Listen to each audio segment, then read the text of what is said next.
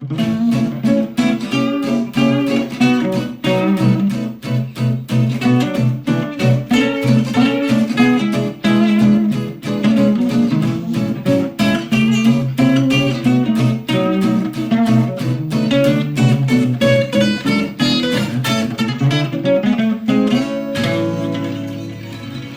Vic, here we are. Yeah. Hi again. It's good.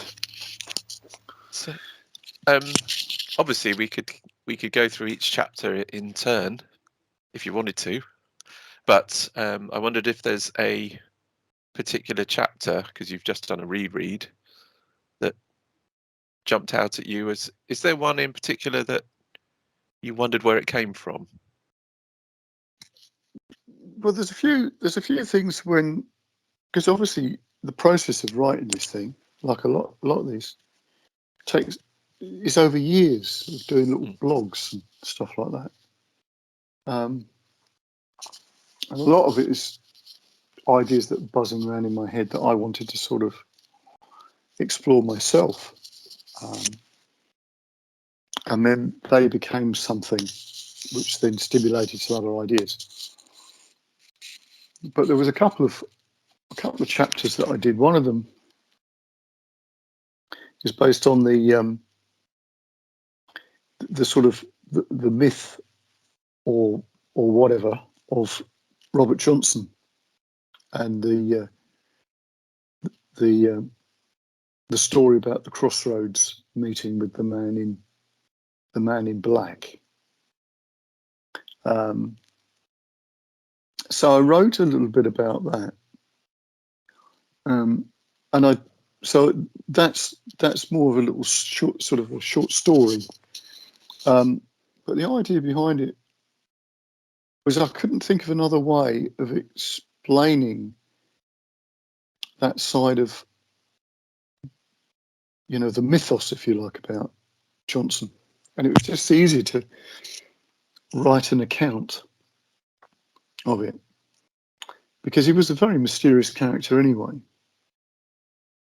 So there was that chapter, which was unusual. Well, essay, really. It's not really much of a chapter. Short story, if you like. And the other one was the one about the initiation of a, sort of an ancient Egyptian acolyte, and the idea of what something like that might have been like, and sort of informed by my own experiences of different things, but putting it back into some sort of context where music didn't have a commodity. So there are a couple of the sort of oddball moments in this book thing, that you can have a couple of stories that got nothing to do with anything else, seemingly on the surface, but they sort of inform aspects of how I've sort of arriving at a lot of this. It's difficult to put this. It's sort of like a liminal space, because I think the whole creative process is like that.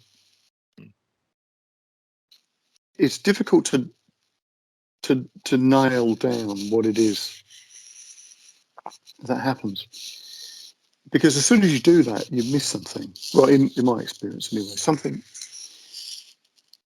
something can't be said because there's no words to explain it. So the Robert Johnson story is a good example of that, where how did this guy suddenly get all this stuff? What's the origin story of Robert Johnson? Because the recordings, I don't know how familiar you are with them, but they are amazing. And there is this sort of edginess to the playing.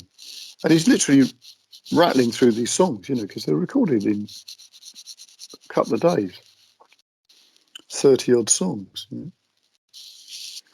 know?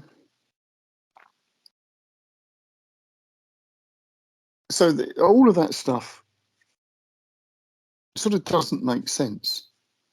So his mythos is that whoever the man is or the character who he meets at the Crossroads tunes his guitar for him, and then it all happens. But again, he mysteriously dies. Oh, I don't know what happened to Robert Johnson. I don't know his life story. Well, the thing is, they don't know much about him. There's only a couple of pictures of him and a little bit of footage that might be him on a film, which is just like people in the street type of thing. But the story is that, you know, he meets the devil, the Crossroads. He sings about this in one of the songs. He has his guitar tuned for him, and then, you know, he suddenly has all these amazing skills. But Robert Johnson kept changing his name. He had lots of aliases, and then he dies of poisoning, or it appears that he was poisoned by, you know, a jealous husband. It seems a bit extreme when basically the guy could probably just go and shoot him or something. But anyway, that's the story. So I sort of weave something into that. So yeah, sort of very mysterious character, and this recording of him is the thing that launches all these other players later on, and obviously notably Clapton, because, you know, the Cream did a lot of Robert Johnson stuff. Doesn't sound anything like Robert Johnson, of course. You know, they did Nobody their own does. take on it. Yeah. Well, no, that's right. And even if you do play like Robert Johnson, it's not. Why would you?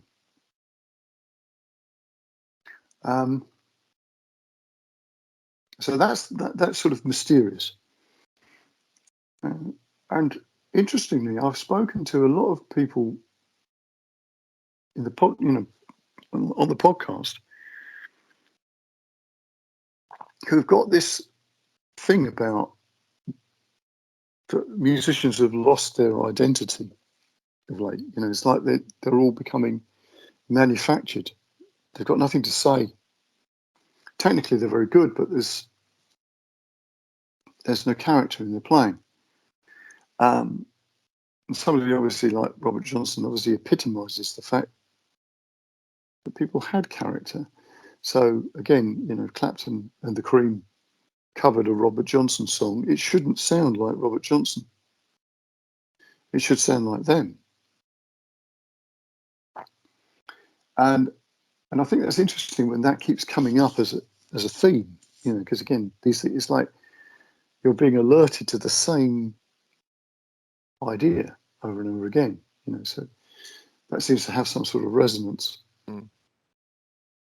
But, you know, I definitely feel that you know, music tends to go to places first, you know, the way that music, you know, the sort of the economy, the way that musicians earn money,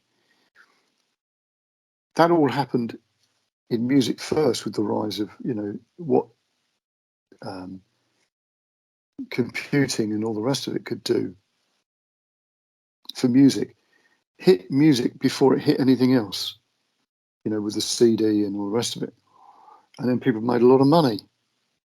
And then it's just as quickly as they made the money, it evaporated for music before it evaporated for anything else. You know, obviously books and newspapers and everything, that sort of happened after. And I mentioned this book by Jacques Attali called Noise. And it predicts that, because his point was, you know, because he was an economist as well as a musician and a French politician, He said it's just basic supply and demand.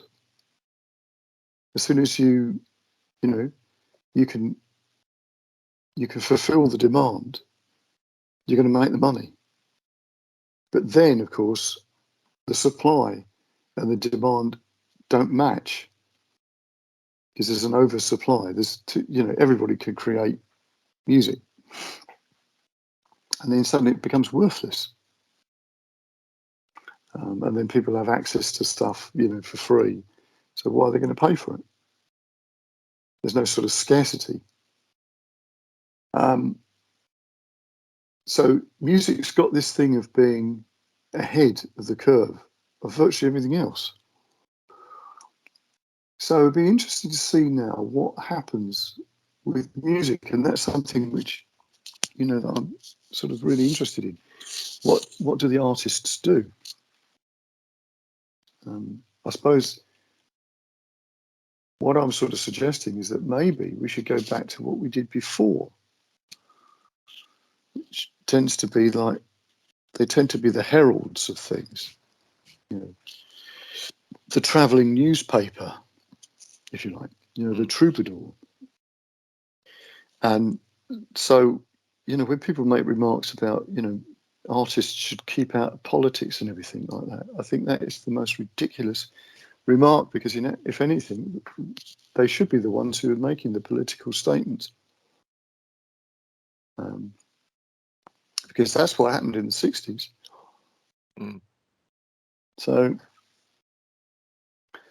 So yeah, there's those elements that I think are important, and that's part of what I'm sort of thinking, that this idea that Gordon White's statement about rehaunting the world type of thing. In fact, that might not have even been Gordon's remark, but he said it, but it might have come from somewhere else before. Maybe Ghostbusters, maybe. The anti-Ghostbuster thing of putting the spirits back into the city. But I think there is something of that about the music. It's about trying to get that mystical, magical thing back into what music is, or what art is, instead of it all just being a commodity. Amen to that. Yeah. So I think that's your inclusion of the Robert Johnson story in the book, in a book which is full of great ways of channeling your creativity, or channeling creativity, not necessarily your creativity.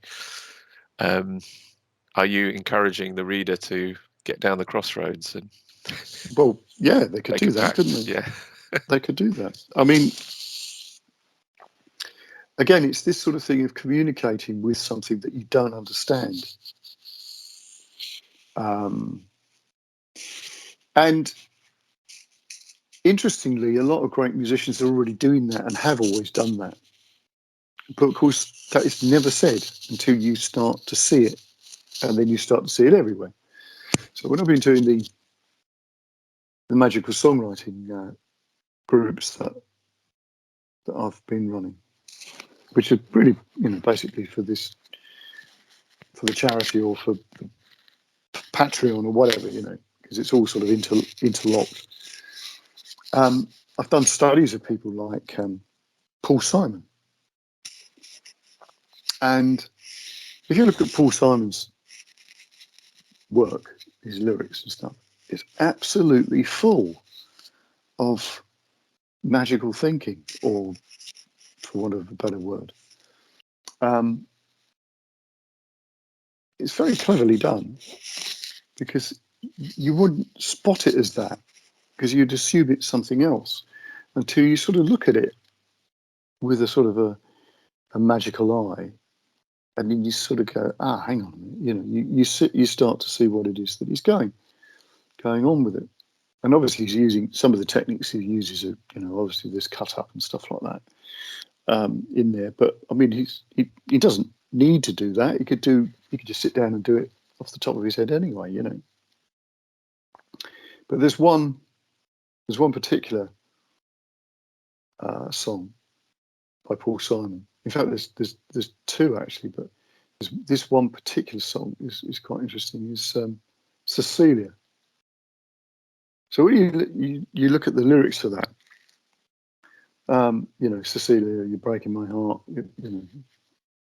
breaking my confidence daily, and all that sort of stuff, And so it goes on, and he's talking about, making love to Cecilia and all this sort of business, and then he gets up to go to the bathroom, he comes back, and somebody else is in bed with her, and it goes about going down on my knees, begging you please to come home.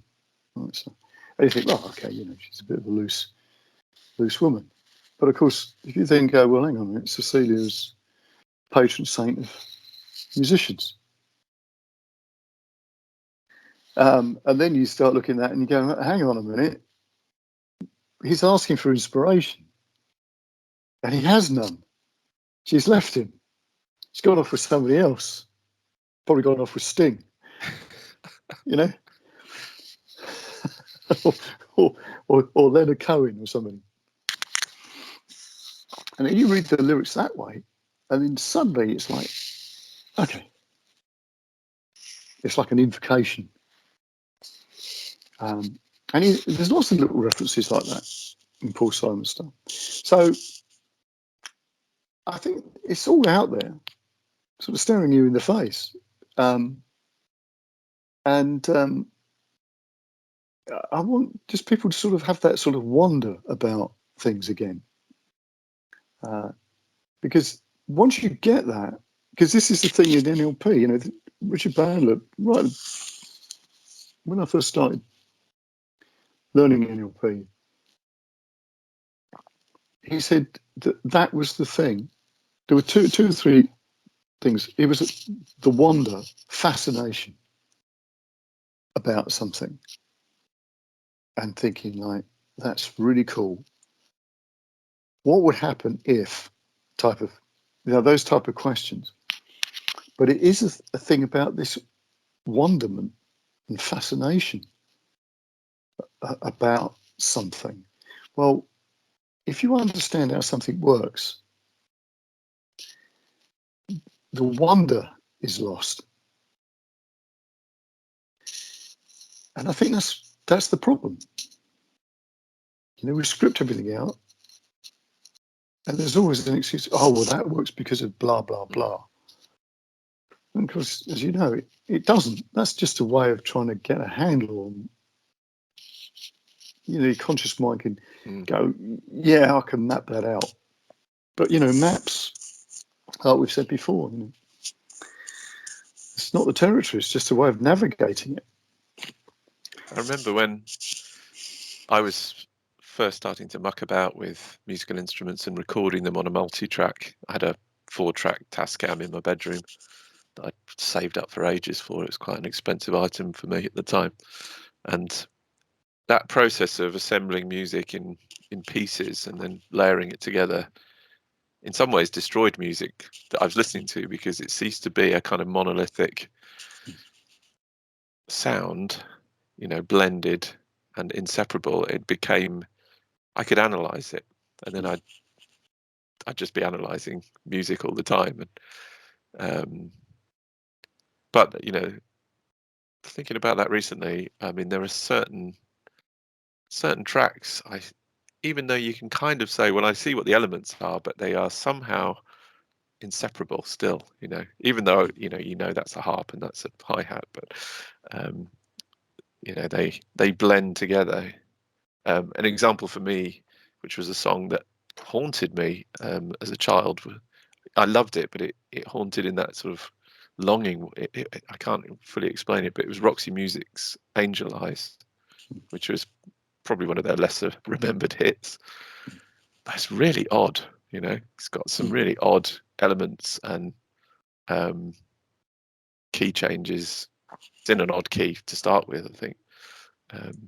And it's saxophone and it's harp and it's drums, but somehow in my mind they're inseparable.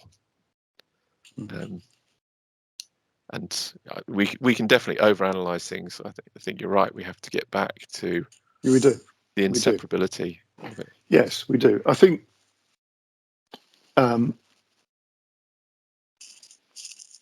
again, it's like everything to do with the sort of analytical part of the brain and the sort of, you know, well, let's just call it left and right side of the brain, just for the sake of argument for the time being.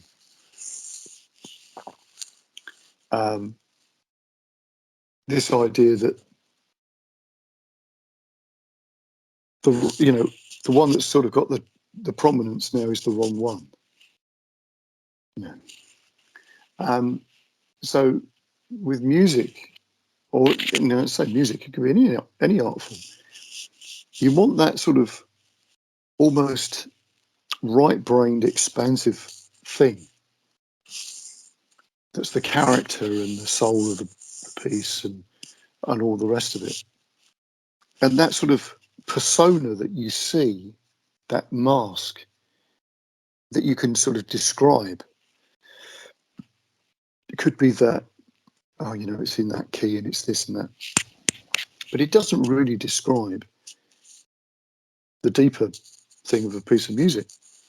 But unfortunately, the way that music is sort of taught, we don't get that deeper bit, where somebody goes, this is amazing. I don't know why that is, but here's the chords. There's something in the performance which is really amazing, and you just have to listen and feel that out for yourself,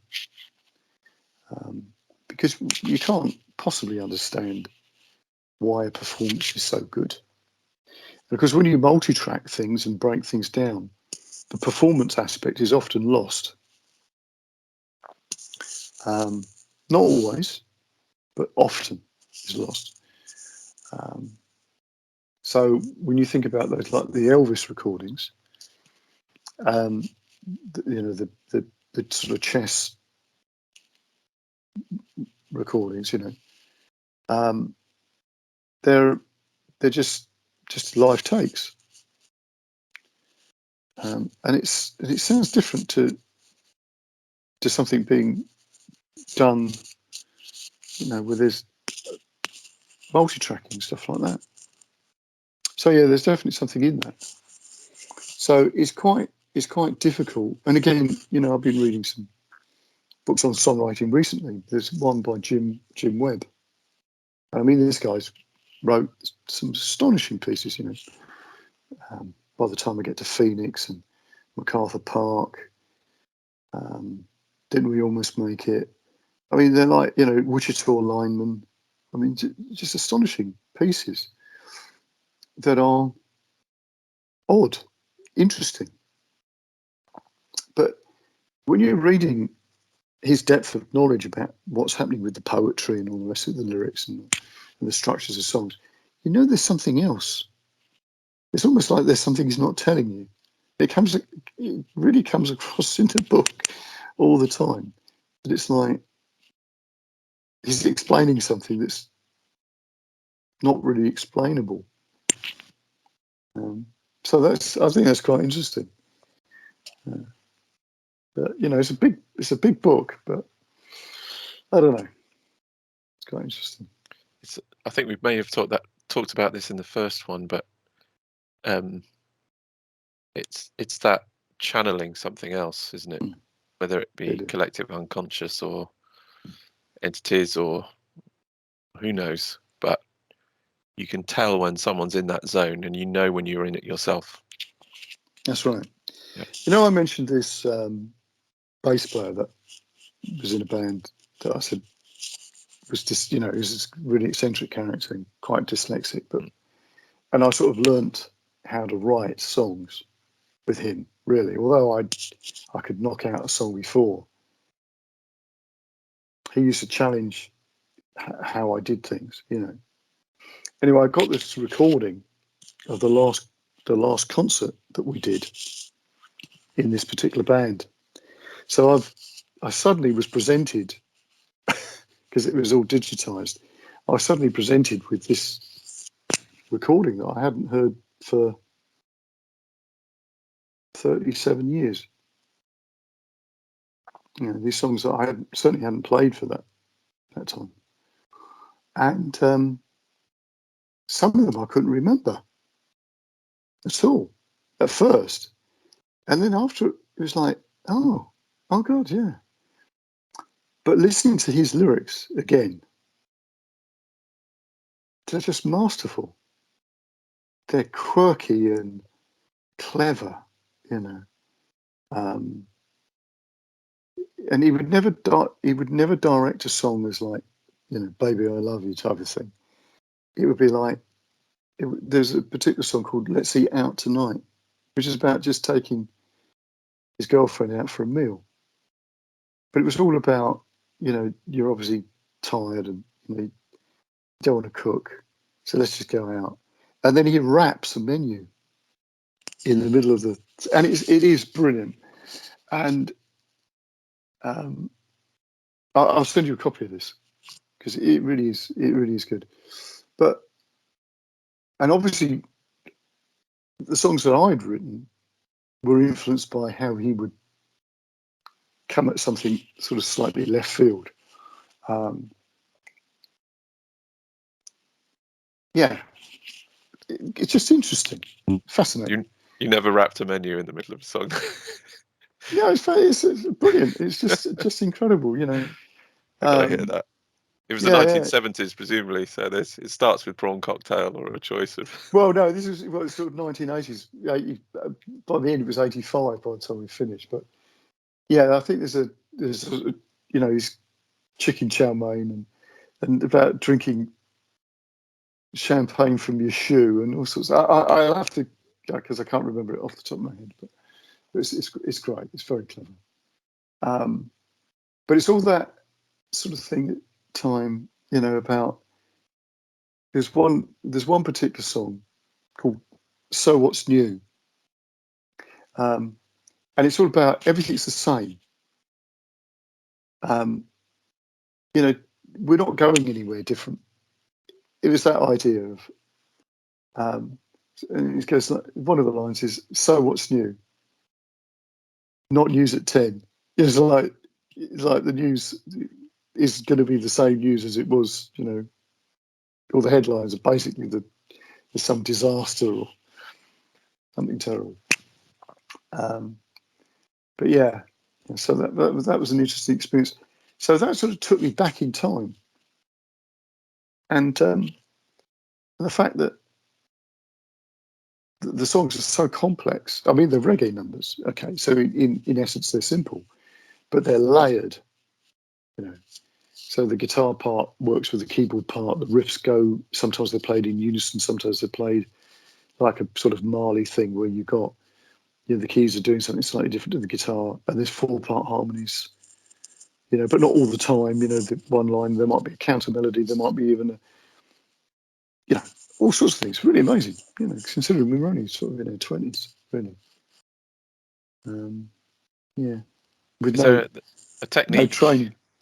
Yeah, I was just thinking, you know, if you uncover one of these archive recordings that you've forgotten about, and it takes you a while to even remember that you're involved in some of those songs, you know, trying to channel your 25-year-old self and write a song as you would have done then be quite an interesting challenge. Well, it did actually. I sat down and wrote a song which would have been a bravura song.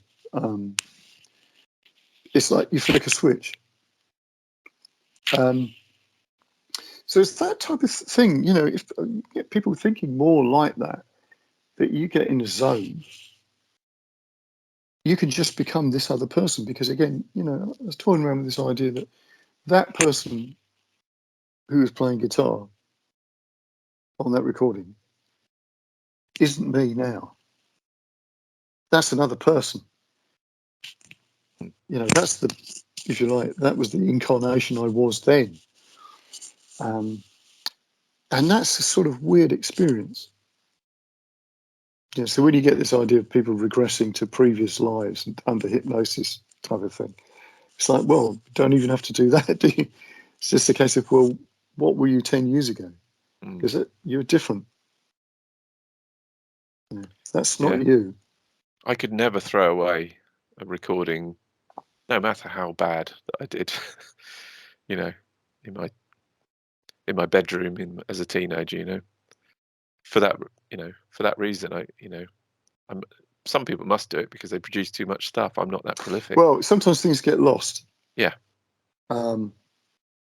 Because I later on discovered some things on YouTube for the band. Somebody's obviously got an album that I haven't got. There's only like a couple of tracks that were on there, but they're obviously off this album, and they've obviously digitized it. But there's only like a couple of tracks. So I don't know about the other ones. So, you know, as I say, might be able to find out more. But I'm interested in that state of how we can, you know, and that's an NLP not modeling thing, right? Or a shamanic thing of, you know, changing shape, you know. So, you know, shape shifting. That's the type of thinking I'd like to, because you know, there's no. It's almost like just got to believe that is possible for you to have access to it. So the other story that I mentioned, this sort of Egyptian acolyte. I mean, it's obviously completely made up, but it's based on experiences that I've had, and I've know of other people have had. So the weird things that happen to this guy are very similar to things that I know I've experienced myself. And it's sort of slightly chaotic where time shifts and suddenly he's seeing things through the eyes of another animal and stuff like that. And of course music plays an important part of the whole experience. And that is something else I wanted to sort of explore with people. You know, that sort of thing of, let's just think about music as being something, this sort of force that you can change stuff. And just having the possibility open that is what happens, you know, for people, potentially. Imagine your guitar has just been tuned by the devil and he's handed it back to you. Well, that's it. Well, you know, because that's not an uncommon thing, is it? Because it's like that. What's the devil? Was it the devil wrote it down to wherever it was? I can't remember the sort of country song. Yeah. Georgia. Georgia, that's it, isn't it? Well, you know, it's a similar sort of idea. And of course, that's also the same thing as a lot of the Irish myths about the skill of the musician coming from spending time with the good folk. That it's their skill bestowed upon the harpist, you know, in return for something. So they're the two sort of odd. Well, there might be a couple of other odd essays, but they're the ones that sort of stick out for me that are a little bit unusual, you know. Is there any sort of things that you sort of stumbled across with that? You sort of think, oh, that's interesting. That maybe I'm covering something up. No, I was going to ask you to talk a bit more about Swish, the NLP technique, because I'd never heard of that before. Right. Talking of change and I'm intrigued by that. Do you mind just expounding on that? Yeah. So okay. So there's a technique where you can take. We have to encapsulate this very quickly, so it's a bit tricky, really. But if you think of a situation that you have that may cause you some sort of anxiety, let's say, and you sort of go to a memory of that, it will have a certain resonance of the visuals and the sound and the feelings. And, you know, the feelings might be situated in a particular place in your body. The picture may be in colour or may be in black and white, whatever, but it'll, they have certain what they call submodalities. And the sounds, the memory of maybe somebody said something to you would have a certain resonance. It would, it might be in mono, it might be in stereo, it might be in the middle of your head or behind you or whatever. So what you do is you take that picture, that's the picture that you want to get rid of. And then you find a picture that you want instead, where you're then suddenly really capable within this situation. You remember a time that you succeeded in something, or you went beyond your expectations. And what did that feel like when you won something? And you build that picture up, and you make that really big. And you take this other one, you begin to sort of shrink it down and drain the colour out and everything. And then what you do, so you've got the big picture, the one that you want, and the little one. And then you very quickly make one disappear and the other one come in. So it's like you make it go like this. So this idea of the swishing thing. So what you're doing is you're creating like an anchoring thing within your body, that something is happening very quickly that makes that change. So as you think of that thing that you want to change, and you suddenly change it around, right? It flips.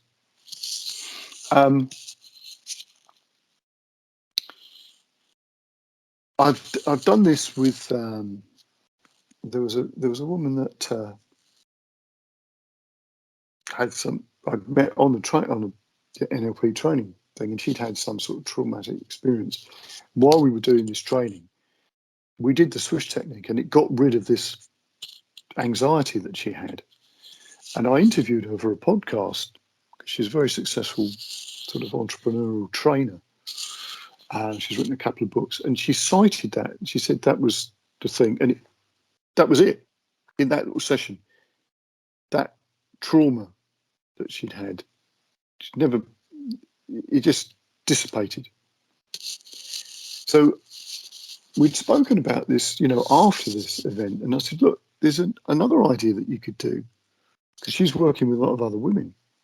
I said, you could, if you had like the, compact, powder compact thing that women have with the mirror and the foundation or whatever.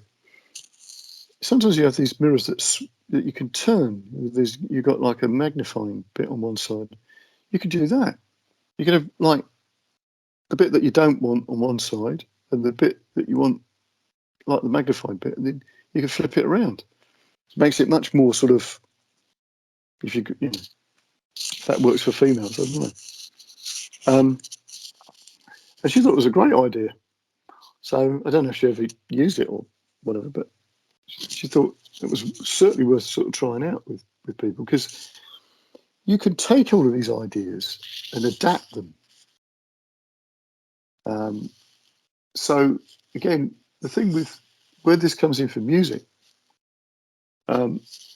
stage performance, stuff like that, where you feel, because when we do things like blues camp, that's one of the things that people are terrified of, getting up and playing in front of other people. So you can teach them things like that, where you go, well, just imagine that you're some great performer, Prince or somebody like that, or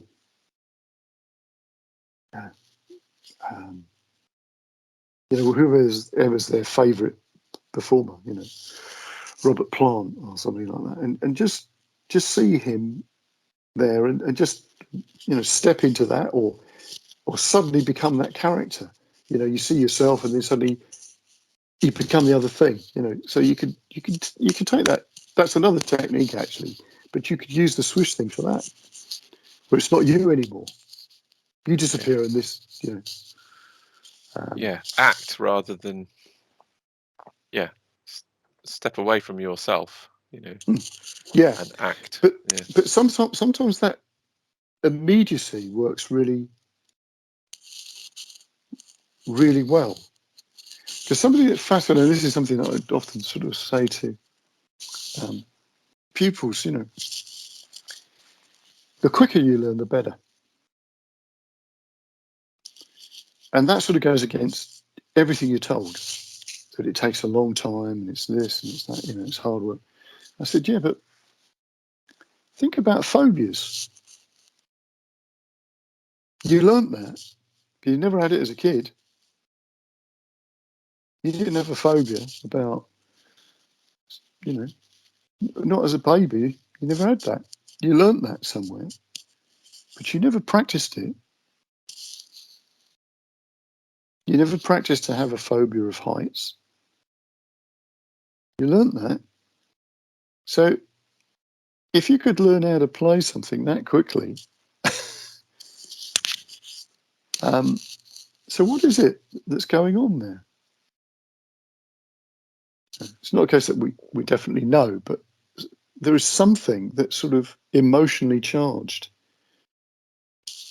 that we then never forget to trigger with a phobia. As soon as you get near to that point, you've got to get into a lift. As soon as you sort of see a lift, it's like, it's triggered. So all of those techniques have got these applications for performance and all the rest of it. But it could be that could be something for, you're going to create something. You become Paul McCartney.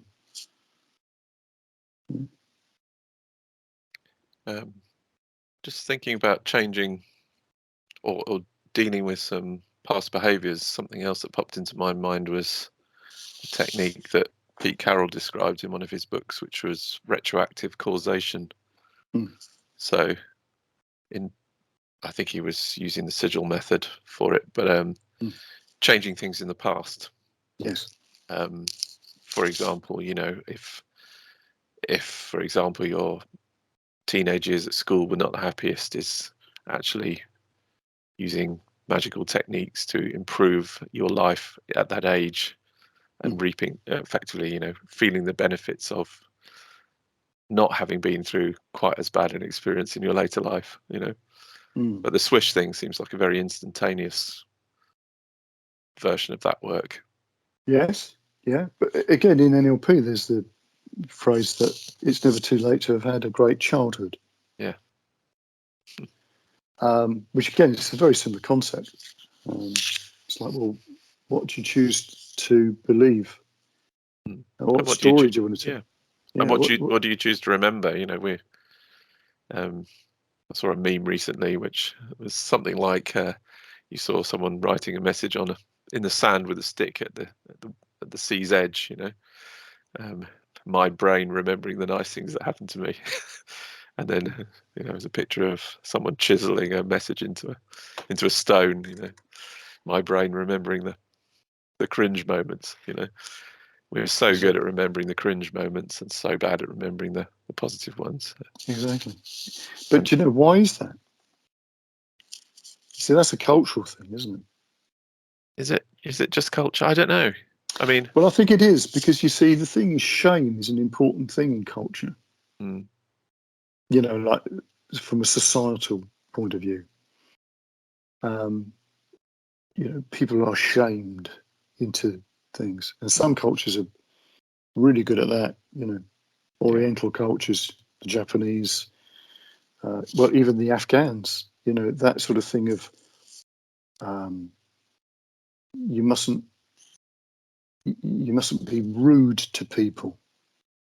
There's sort of cultural things that you could start a war over that. The fact that somebody was rude. You think, well, really, what's that all about? That's something that's inherent within a society. But that's okay. That's the way they operate.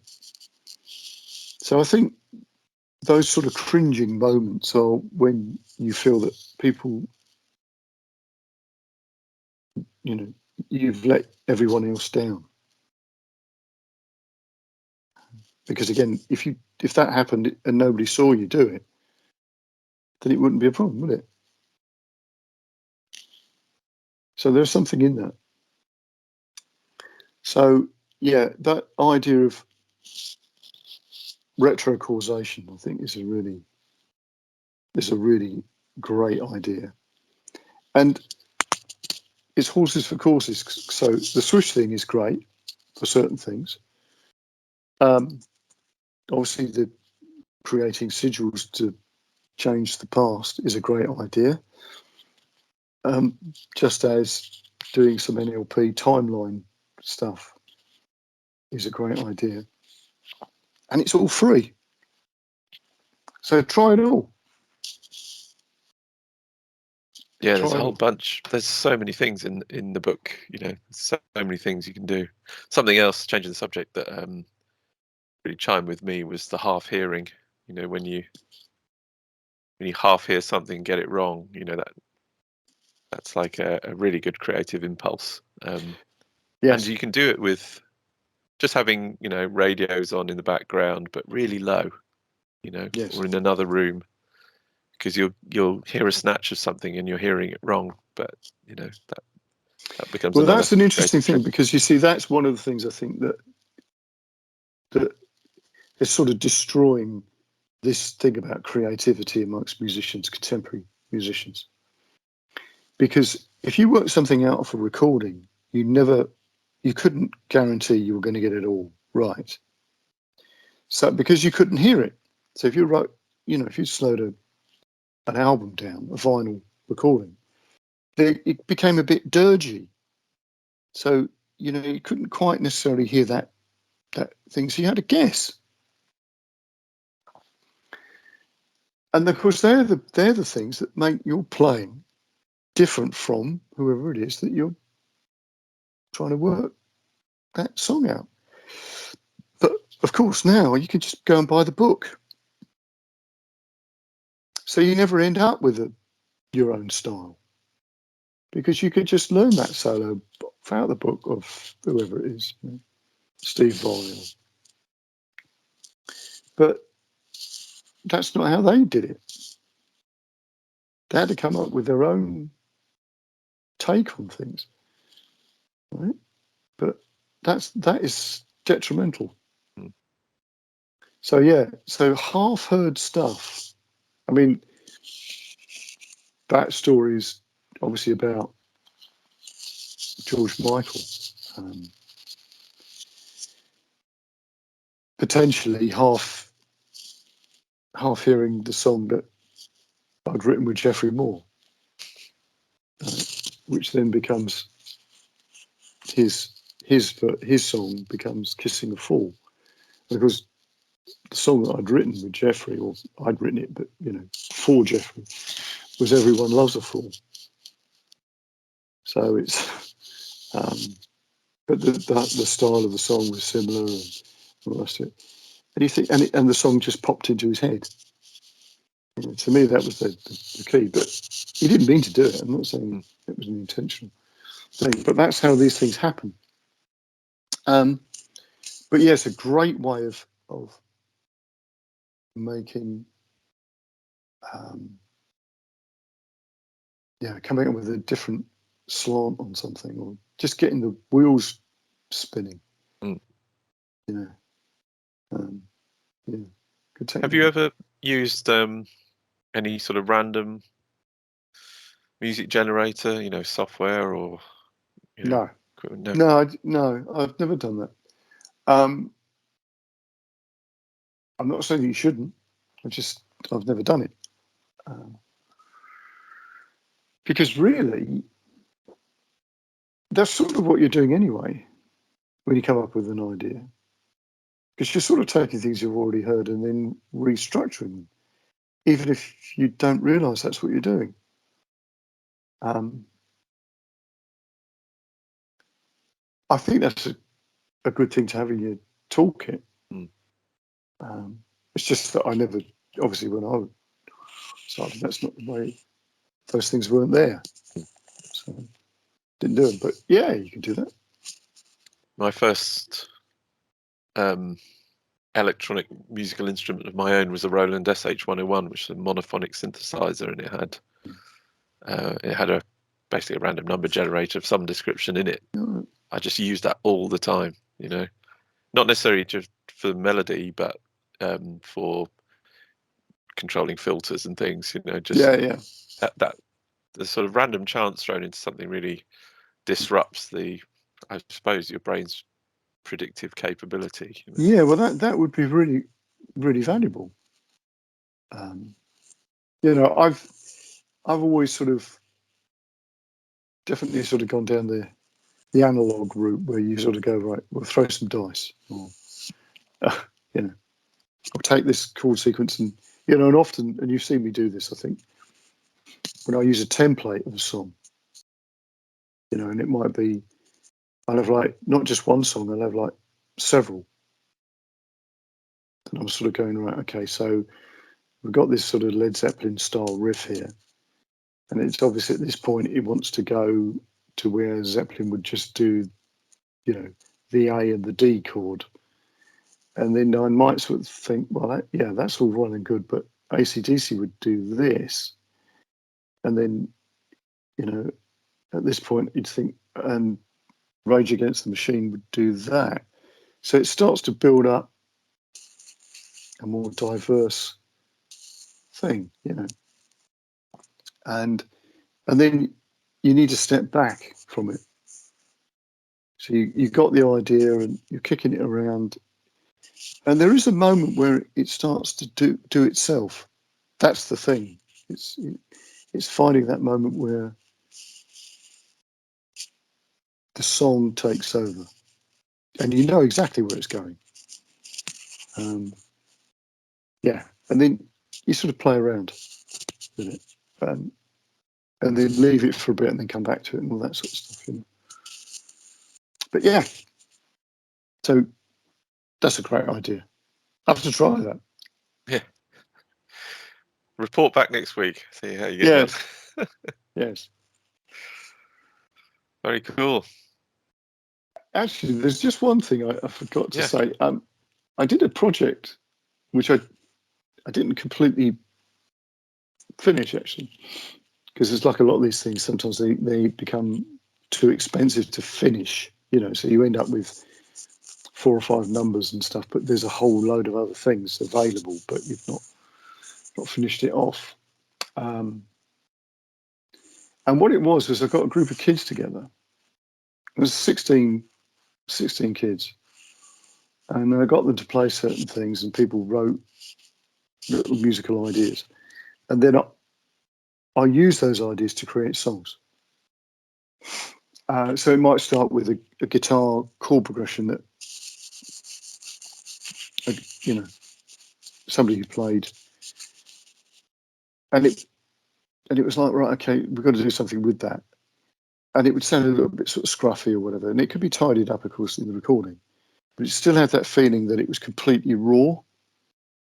And then I'd write a song around it and add other bits to it and so on.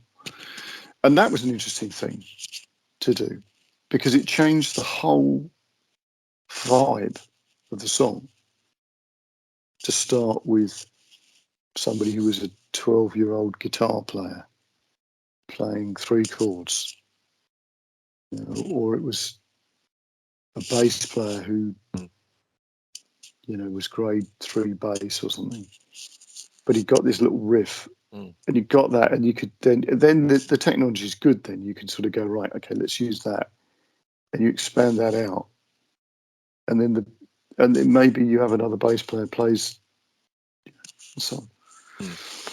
So I got a couple of really good musical ideas out of that, and that's definitely something worth pursuing. Those ideas. Yeah. I think there's a lot to be said for. It doesn't matter the skill level of the musician, as long as what they're doing is they're just earnestly, and they're going with it, and they're in the zone. They produce amazing material. I always really like the kind of the really naive stuff, Yeah, you know, that's that it. bands produce. You know, there was, I think we might have discussed this already. Apologies if so, but in the 80s there was some great pop bands in the charts. But the interesting stuff they did on their first album or in the early demos, you know, there was some real creativity in there. And also, you know, those I forget the name, you know, but the kind of music brute stuff, you know, the untrained, uncultured stuff is a really great starting point for musical creativity. You know, we ruin it by learning the Yeah. methodology and the Well, and the that's, rules. yeah, absolutely. So, I Yeah. mean, I think the best examples of that, okay, the punk and Mm. post-punk stuff is good, but a lot of the American bands, so Talking Heads, Mm. the Stooges, you know, so those type of bands where it's really sort of raw. There's something, as you say, naive about it. But the trick is that the ones who manage to keep it like that, even though they get better, they manage to keep that essence of what it is they do. And I think Talking Heads is a great example of a band who did that, because they became awesome players, but they still had that ability to see things in a sort of simplistic way. They had a way of, there was something central to what they did that worked, and then they could add the clever bits on there. Yeah, I think that's interesting. I'm gonna have to go and listen to them again. You know, when you get triggered by something that someone says and have to go Yeah, back yeah, and pull something out of yeah, the archives. Yeah, it's been a long yeah, time yeah, since I listened to any Talking Heads. yeah, yeah. That the film that they did is Don't Make, as it called, Don't Stop Make making Sense. sense. Stop Yeah. Making Sense. Yeah, where they build the set between after each number, a little bit of stage equipment, and then another musician turns up. Mm. Fantastic, very clever, Mm. very clever film. Hey, can I Yeah, recommend you a film if you can get yeah. to see it? I'm trying to remember its name. Oh, it's called The Heart of Bruno Wizard. Have you heard of Bruno Wizard? No, no. Obviously a stage name, but he was the guy, one of the members of a punk band called the Rejects that then changed their name to the Homosexuals so that I've they heard of could the never Rejects. get famous, you know, back in the day when, you know, you couldn't call your band that. They were absolutely brilliant, and he was a really lots of talented musicians passed through the ranks. You know, they were basically a squat band, you know, London art school types. But Bruno himself, you know, is a really creative individual. I think hope he's still alive, and I hope he's still producing, because even more recent material that's shown up from time to time has been excellent. And I remember I came to an appreciation of them quite late, but I was amazed at how many. It was almost like how many different songs they compressed into a single song. You know, there'd be Yeah, sometimes there'd be 3 or 4 things where you'd think any other band would have turned that piece into a whole song, yeah, and yeah, yeah. you've just mashed them together and bashed it out. And they were recording in a you know, like a lot of bands did to save money. They'd record in the wee small hours in a recording studio when it wasn't being used by some other famous band who'd gone to bed. You know, they'd get cheap studio time. So I think they recorded some of their stuff in the same studio as the Police were recording in, but they did it at night. You know, All right. great, well worth seeking out. And the film, The Heart of Bruno Wizard, is a really good documentary Okay. about him and them, and it'd be interesting to see, you know how familiar that is for you, even though you've never come across them necessarily, but you'll know people in it, I'm sure. Yeah, yeah, yeah, yeah, yeah, yeah, yeah. That sounds really good. I'll check that out. Cool. Good stuff. Excellent. All right. I think we're done. I think that's probably That's good. enough for this I week. think so. Yeah, Yeah. yeah. Well, I think we've pretty much covered most of those things, I think. Yeah, it's been Let's good just, to jump across a few chapters, and perhaps Yeah. when we've done a bit more further review and editing, there'll be a few more Yeah. choice items to dig into. That's great. Cool. That's good one, Richard. Thanks, mate. Thanks, Vic. Always We'll a catch pleasure. up. Yeah. Yeah. Catch up soon. All right. Take care, mate. Cheers. Cheers. Bye. Bye.